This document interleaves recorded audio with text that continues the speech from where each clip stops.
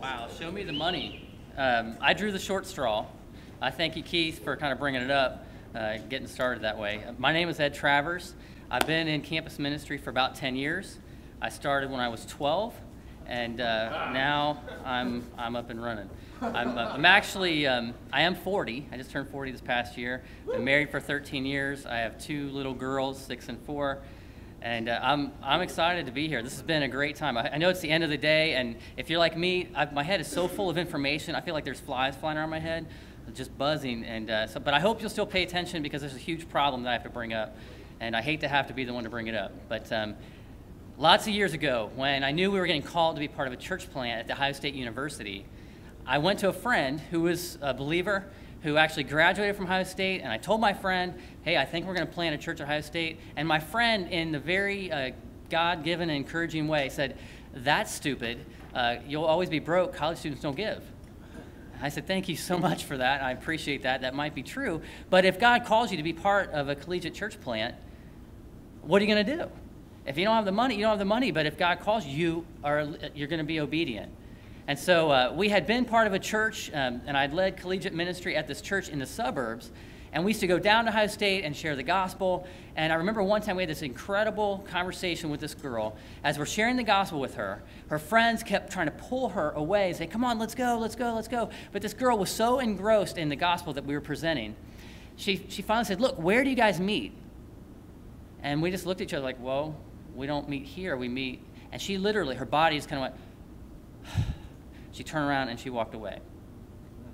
That moment was paramount in my life because I realized that you can get people who show up on campus, if they already know Jesus, they will find you somewhere. Even if it's in the burbs, they'll find your church. But people who don't know the Lord, you have to go to them. And so if God's calling us to be part of a collegiate church, even if we can't fund it, we'll find a way. So that's what happened. And what we did is we went back to our church that we were part of, said, hey, we're going to be a part of this. And we went through kind of a process and all the things that you go through when you're getting assessed and all that to become a church planter. We raised money. That was the first start. I'm going to just share this with you just in case. How many in the room maybe are part of, you're just getting ready to church plant or you want to? This is new to you. You're thinking about planting a church. So just a few of you guys. Just a little side note, we figure when we go plant a church, we need a great sound system because college students love music. So we raised like 20 grand to come up with sound equipment. And we had great sound equipment. We had kind of like a church in the box deal because we knew we had to be mobile. So we had this huge trailer and we had this beater 4-wheel drive truck. And we had all these things you had to put all the music instruments in. And we spent like 20 grand on it. Then we had to house it. We had to pay insurance on it, all that stuff. And we were getting ready to plant a church years later in New York City. And we realized you couldn't have all that equipment. We studied the Bose system. So I'm not here from Bose, but hey, buy the Bose system. Literally, we spent 20% of what we spent on the other, and it's all portable. Literally, you can put it all in a backpack. That's not what I'm here to talk about, but seriously, it's a great idea. You can, and it's brought to you by Bose today. So here's the thing, just something to think about. We spent like 4 grand on a sound system that we had spent 20 grand before, and it all fits in backpacks. Anyway, that kind of led to, how did we get funded in the beginning? We had basically raised funds in the same way that we had seen Crusaders do it. You know how that is, right? You go to your neighbors, you go to your friends, you go to your family members, you go to people they know, you go to people you've seen in church. And so we had to do that because what we figured is if students don't give, how are we going to become viable? So we raised money and raised support. Secondly, all the leaders are bivocational. I don't know that I recommend that to you, but let me say this. We are absolutely bivocational because we have to make it work. On top of that, we went to churches, and some churches started to give. And this is what we planned. We became a student organization so that we could meet at the campus of Ohio State and get the buildings for free. We're eliminating the building cost, and we're eliminating the personnel cost. So we figured whatever the students give, that's just what we'll do with the money. Whatever they give, that's how we'll fund the church. So that was kind of like the model that we started with, and that's kind of the model we roll with. But here's what we've done now as a church. As we've gotten older and people have started to, get jobs, it adds to our tithe base. And what we've done is we've planned a monthly budget of $2,400 a month.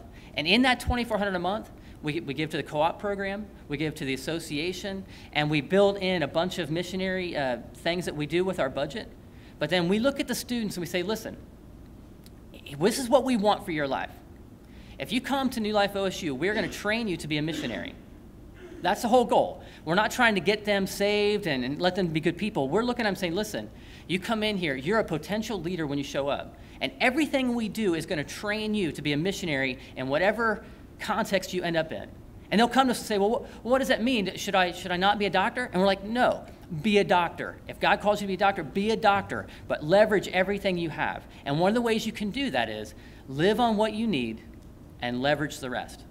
So as a church, we decided that our budget was $2,400, our personnel is funded outside, the buildings are free. So we said, listen, to the students, everything you give above the budget, we'll give away. So every month we tell the students, listen, this month we're going to raise money for this mission. For this, we have a missionary that our church is old enough now that we've sent out our first full-time missionary to the country of Jordan. And so she works in the Middle East. And so one month we say, hey, listen, everything that you give above the $2,400 this month is going to go towards our person who's now in the Middle East. This past month, and now we've been around since 2003, this past month was our highest giving we've ever received. And we had some students 2 years ago that went to Mexico to an orphanage. And they loved the trip. And we told them we're going back this spring to Mexico to visit that orphanage. And we said, we want to give them a gift. So we told the students, in September, everything you give above and beyond the budget is going to them, every bit of it. And so we met the budget, $2,400, and they came up with $4,000 above that we gave away. Now, that may not sound like a whole lot to you, but these are college students. They're college students. And I was told students don't give. And I'm telling you, it's a lie. When students are passionate about the mission, they will give. Now, that said, I'm not telling you that's how you should run your budget, but we're trying to tell these students, live on what you need, leverage the rest. So we decided to model it as a church. And what we found is once we started modeling as a church, the giving increased. And we've never not met budget.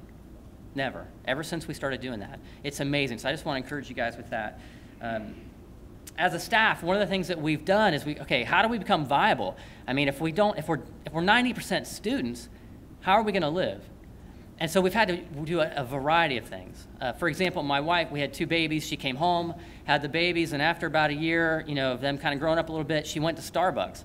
She started working there so we could get insurance. She did that for 2 years. At that point, the SBC actually started helping us out with church planting funds, so I was able to bring my wife home, but now we're paying for insurance. And it's just this constant battle, and this is the deal. It stinks, man. It's hard. And we've been doing this bivocational ministry for 7 years now, and all of the people on the staff, they're either interns, they work for free, and I think we have 7 men and like 6 girls who are all interns, they work for free. We have 2 elders that have raised support, and we have one of the elders' wives that receives some money through the SBC as kind of the partnership business that she does. And what I'm telling you is it's hard, but you've got to find a way to do it. The mission deserves an all-out effort on your part, no matter what it is, even if it means you have to work 2 jobs. And so I have a part-time job that's really full-time, and I work full-time at some times, and sometimes I work at part-time. And here's the deal, it's hard, but I have to trust that God is going to develop the church, and he does. So how do you combat that? Well, this is the model we do. We fundraise, we work with other churches to help support us, and we keep our personnel separate from the church body, and we run with that. And maybe it's not the best method. So I'm here to tell you I don't know the answer. And I'm hoping that at the tables I'll learn some things. But I went to a conference about 5 years ago. I'd just been part of this church plant for a couple years. And we're down in Atlanta. And in Atlanta, this conference is for church campus leaders and different ministry campus leaders. And there's like 4,000 or 5,000 of them. And the guy says, hey, everyone stand up. So we all stand up and stretch and whatever. And they said, everyone who's been in campus ministry for less than a year, sit down. So out of the 4,000 or 5,000 people, it seemed like a third of the room sat down, which I'm like, wow, that's kind of weird. They said, everyone who's been in campus ministry for 3 years or less, sit down. And next thing I know, 75% of the room is sitting. 5 years. And now after the 5-year mark, there's only crickets of people standing, just a couple of them. 5, 10 people in a room full of 5,000 that have been in ministry on a campus for for more than 5 years. That's it. And so the question you have to ask is, why is that? Why are we losing so many leaders? And we know, Rick Warren's book said that, in order to sustain a ministry long term, you've got to have a guy there casting the vision long term. why is there such a lack of commitment? And I think, honestly, money is a big part of it.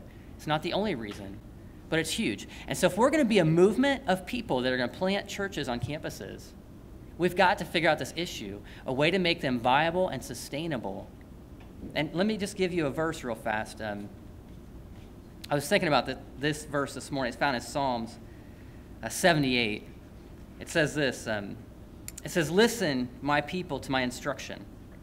Incline your ears to the words of my mouth. I will open my mouth in a parable, and I will utter dark sayings of old, which we have heard and known, and our fathers have told us.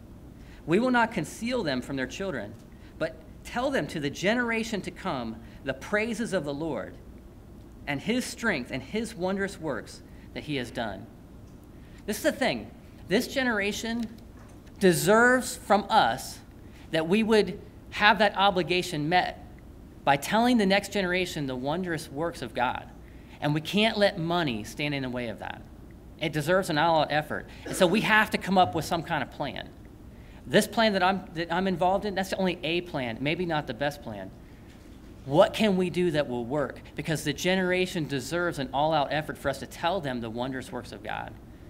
So, hey, I'm just here to start the conversation, and I hope that that gets it going, and we come up with some answers that will inspire.